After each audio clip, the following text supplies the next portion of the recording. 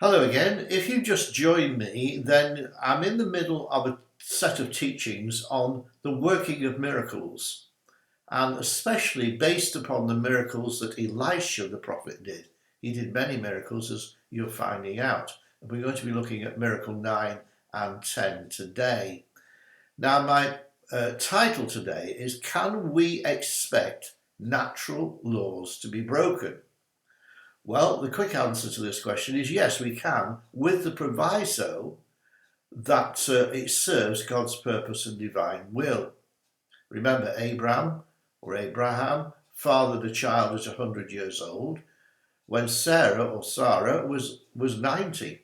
This is not within the normal cycle of human reproduction, but God had planned Isaac and Jacob, his son, who obviously became known as Israel.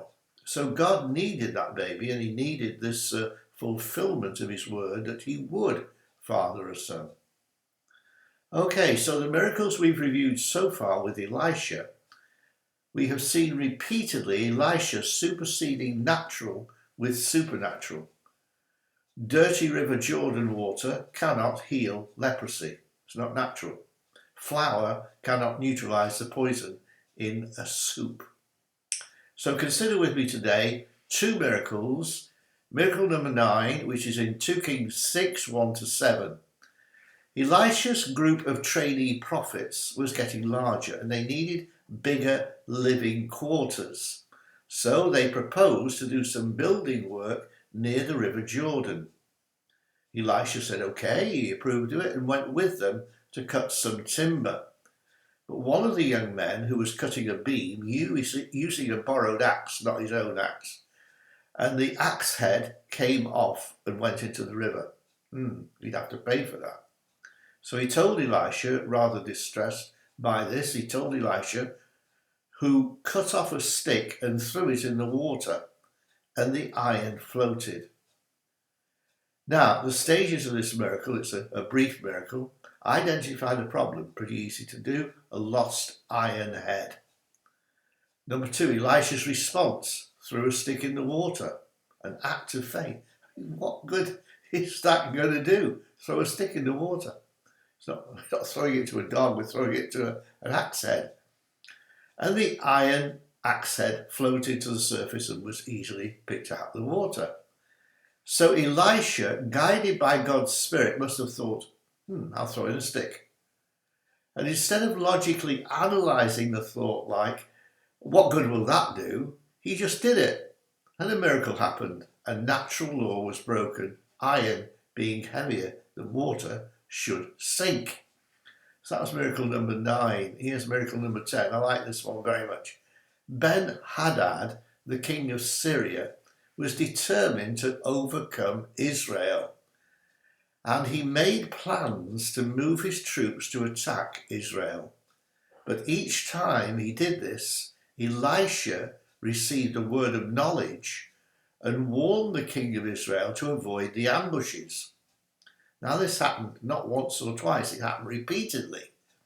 And Syria's king was furious and thought there was a traitor in his army, a mole who was telling the king of Israel where he was going to move his troops. That's in 2 Kings 6, 8-11. But one of the servants of the king of Syria said, no, my king, it's not, nobody here is a traitor. It's the prophet Elisha who is warning his king about the plans you make in your bedchamber. 2 Kings 6, 12. So once that was determined, a plan was made, and they found out that Elisha was staying in his house at a place called Dothan. So a great army was sent to capture him. Just one man. 2 Kings 6, 13 and 14. Now Elisha had a servant called Gehazi, and this servant rose up early, and he saw around about the house horsemen and chariots, and he was absolutely petrified. And he said to Elijah, look, what are we going to do?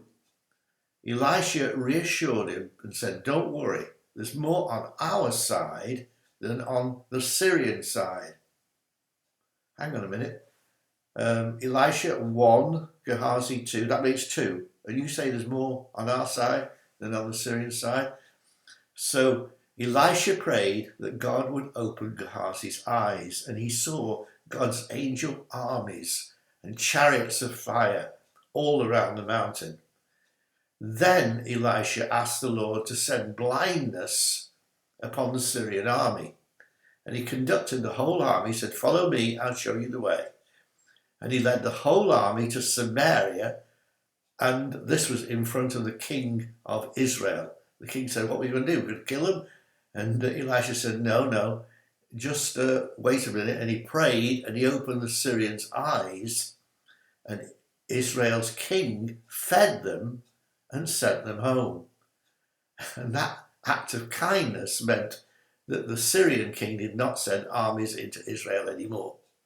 Now that's in 2 Kings 6, verses 17 to 23.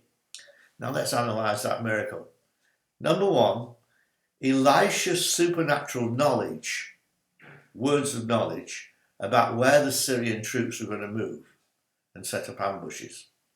Number two, Syria's furious and aggressive response.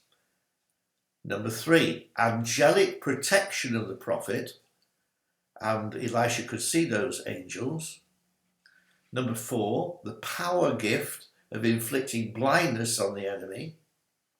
And then number five, the kind treatment by Israel of the troops who'd regained their sight, and he sent them home. So much we can learn from this miracle. Can you actually trust in protective angels? Hebrews 1:14. We need to believe in them even though we can't see them, just like Gehazi. Can you trust in the presence of protecting angels? Psalm 34 verse 7, they camp, the psalmist says, they camp around our homes. When I go in my garden, I speak to them. They are there to protect and serve us. Hebrews 1:14 is the verse there. Remember that God's name, one of God's name, is El Shaddai. He can override and overrule natural laws and use angels in order to do it. It's a great lesson. If we can get into this supernatural dimension, the miracle that we need won't seem so difficult. It isn't difficult when you do it supernaturally.